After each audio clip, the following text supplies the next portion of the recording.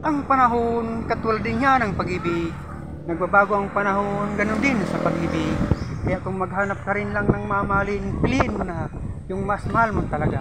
Hindi yung napipilitan ka lang. Baka kasi dumating yung time, bigla kang magbago. Hindi pala siya ang kailangan. Dahil ang gusto pala ng puso mo, yung matibay, hinaharap ang anumang hamon sa buhay. Marunong maglaan ng oras para sa ikatibay ng inyong relasyon sa panahon kayo. Para tumibay ang pundasyon na itinatag yung dalawa. Yan ang kailangan. Huwag mong sabihin wala ka.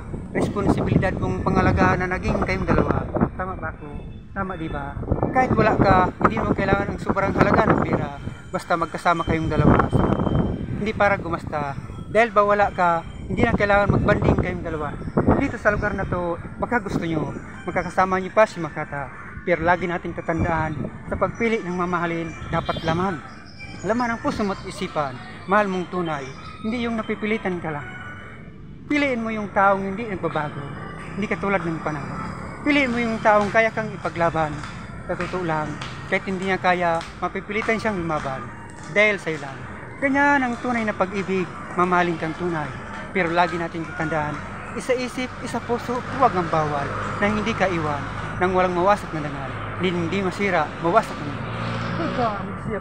Maligaya pong harapin ang una kong kabanata, Iksiyapit. Ito ang yugto ng aking buhay, Iksiyapit.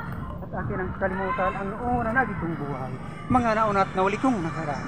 Maraming salamat sa inyo, mga kaibigan. Salamat po. Salamat po sa manghang na panonood at pagtangkilik sa The Lobster Secret Lab.